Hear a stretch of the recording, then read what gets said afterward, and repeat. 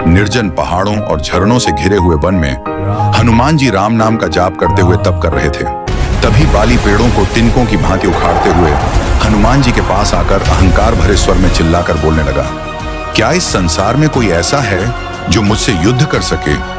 अगर किसी ने अपनी माँ का दूध पिया है तो सामने आकर मुझसे लड़े।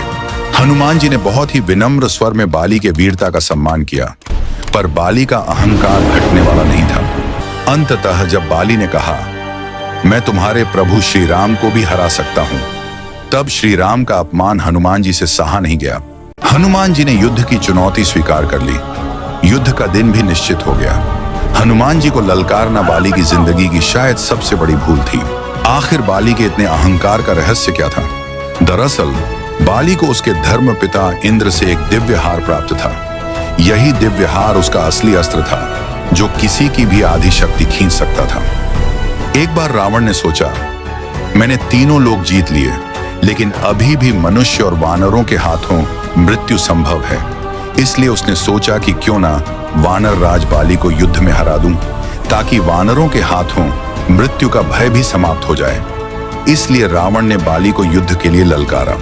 लेकिन युद्ध के दौरान बाली ने रावण को अपनी बाईं आंख में दबाकर 6 महीने तक घुमाया। अंततः रावण ने बाली से क्षमा मांग ली और उसे मित्रता कर ली। रावण जैसे महाबली को हराने के बाद बाली का अहंकार चरम सीमा पर पहुंच गया। वह हर जगह घूम घूम कर कहने लगा, मुझसे युद्ध करने वाला इस संसार में कोई पैदा ही नहीं हुआ। मैं सर्वशक्तिमान हूं, रावण भी मेरे सामने तुच्छ है। जब बाली का अहंकार सीमा से बाहर हो गया, तब जांबवंत जी से रहा नहीं गया। उन्होंने बाली से कहा, तुम जो स्वयं को सर्वशक्तिमान और अजेय वीर समझ रहे हो, यह तुम्हारा भ्रम है। तुम्हें भी धूल चटाने वाला इसी संसार में मौजूद है। बाली गरजते हुए बोला, कौन है वह? बताइए, मैं उसका भी अंत कर दूंगा। जांबवंत जी बोले, हनुमान की शक्ति के सामने तुम कुछ भी नहीं हो। बाली उपहास करते हुए बोला, क्या मजाक कर रहे हैं आप? वह हनुमान जो हमेशा गुफा में छिपकर राम नाम जपता रहता है, उसके पास भी कोई शक्ति है? शंख को यह सुनकर आश्चर्य हो रहा है। मैं तो उसे चुटकी में ही समाप्त कर सकता हूँ। यह कहकर बाली पेड़ों को उखाड़ते हुए हनुमान जी को ढूंढने निकल पड़ा। कहाँ गया राम भक्त हनुमान? कहाँ छिपा बैठा है? एक बार मिल जाए उसकी जीवन लीला समाप्त करके ही किष्किंधा लौटूंगा। निर्जन वन में जहां सुंदर झरनों और पक्षियों की मधुर ध्वनि से वातावरण पवित्र था, वहां हनुमान जी गहरी तपस्या में लीन थे। अचानक बाली की गर्जना से वह शांत वातावरण बदल गया।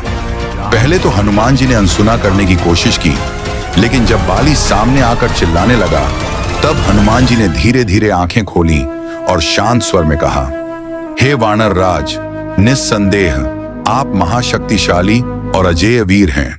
आप देवराज इंद्र के पुत्र और किष्किंधा के अधिपति हैं। आपको परास्त करने वाला इस धरती पर कोई पैदा नहीं हुआ, लेकिन इस शांत वन और निर्दोष वृक्षों पर अपनी शक्ति का प्रदर्शन क्यों कर रहे हैं? यह सुनकर भी बाली का अहंकार कम नहीं हुआ, बल्कि और बढ़ गया।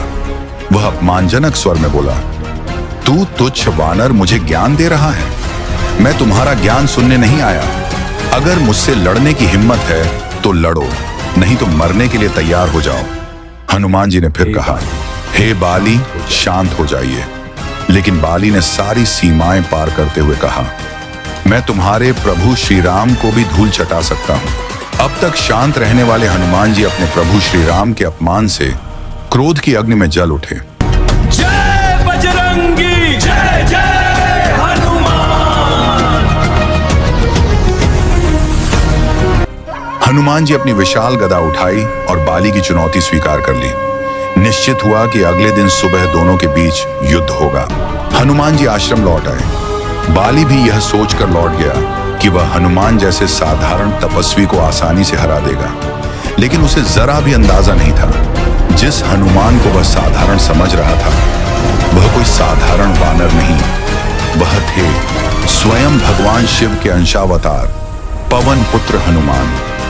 हनुमान जी जैसे ही आश्रम लौटे, परमपिता ब्रह्मा उनके सामने प्रकट हुए।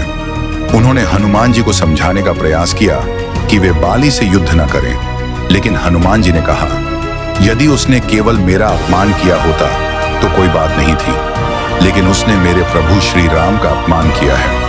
अब उसे सबक सिखाना ही होगा। तब ब्रह्मा जी ने एक अद्भुत सुझाव दिया। ठीक है हनुमान, तुम युद्ध के लिए जाओ, लेकिन अपनी कुल शक्ति का केवल 10वां हिस्सा ही प्रयोग करना। बाकी शक्ति अपने आराध्य के चरणों में समर्पित कर दो। युद्ध के बाद तुम वह शक्ति पुनः प्राप्त कर सकते हो, क्योंकि यदि तुम पूर्ण शक्ति के साथ बाली से युद्ध करोगे तो वह तुम्हारे तेज से ही भस्म हो जाएगा और इससे श्री राम की भविष्य की लीला में बाधा आ जाएगी।